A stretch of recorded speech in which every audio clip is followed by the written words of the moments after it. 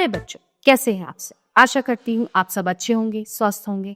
स्वागत है आपका इस कक्षा में। आइए आज हम पढ़ते हैं व्याकरण का पाठ 19 विराम चे।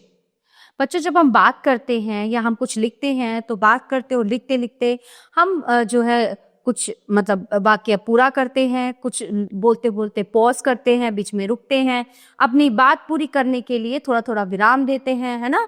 तो ये सब जो विराम और वाक्य पूर्ण होने पे जो चिन्ह लगते हैं उनको विराम चिन्ह कहते हैं। विराम का मतलब होता है रुकना। ठीक है, तो भाषा को बोलते या लिखते समय अपनी बात को समझाने के लिए हमें कई स्थानों पर रुकना पड़ता है। लिखते समय रुकने की इस प्रक्रिया को स्पष्ट करने के लिए कुछ चिन्हों का प्रयोग किया जाता है। इन संकेत चिन्हों को विराम चिन्ह कहते हैं। विराम चिन्हों के प्रयोग में वाक्य का सही अर्थ स्पष्ट हो जाता है।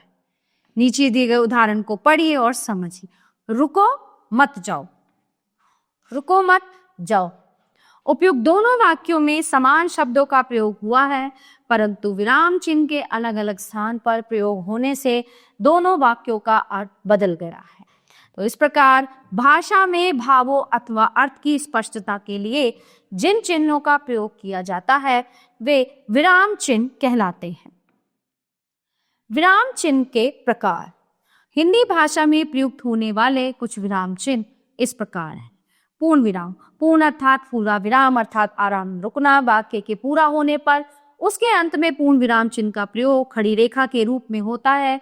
इस चिन्ह का प्रयोग सामान्य वाक्यों के अंत में किया जाता है। अब उदाहरण के तौर पर जैसे तुम्हारा और मेरा भाई एक ही कक्षा में पढ़ते हैं, आज हम घूमने जा रहे हैं। अल्प विराम।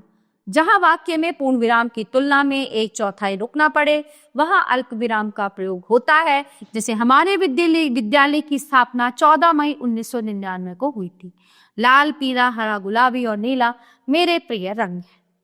अर्धविराम। इस चिन्ह का प्रयोग वाक्य में उस समय किया जाता है जब अल्प विराम से थोड़ा अधिक परंतु पूर्ण विराम से कुछ समय तक रुकना पड़ता है। जैसे जाना तो मुझे भी था, थकान की वजह से जा ना सकी, मैंने उसे डांटा ही नहीं, प्यार से समझाया। प्रश्न सूचक चिन्ह। ये चिन्ह प्रश्न वाले वाक्यों के अंत में लगाया जाता है।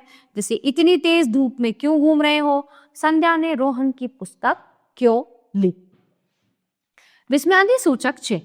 वाक्यों में कोई भाव, खुशी, दुख, आश्चर्य, घृणा, शाबाशी आदि प्रकट करने अथवा किसी को संबोधित करने वाले शब्दों के बाद विस्मयादि सूचक चिन्ह का प्रयोग किया जाता है। जैसे महाशय आपका स्वागत है, छी कितनी गंदगी है यह। निर्देशक चिन्ह। इस चिन्ह का प्रयोग किसी उदाहरण की ओर संकेत करने अथवा निर्देश देने वाले वाक्यों के बाद होता है। ये चिन्ह योजक चिन्ह की ही भांति होता है परंतु आकार में उससे थोड़ा बड़ा हो। जैसे योजक चिन्ह होता है तो निर्देशक चिन्ह ये उदाहरण। माँ ने कहा मुझे तुमसे ये उम्मीद नहीं थी। सुभाष चंद्र बोस ने कहा था तुम मुझे खून दो मैं तुम्हें आजादी दूंगा।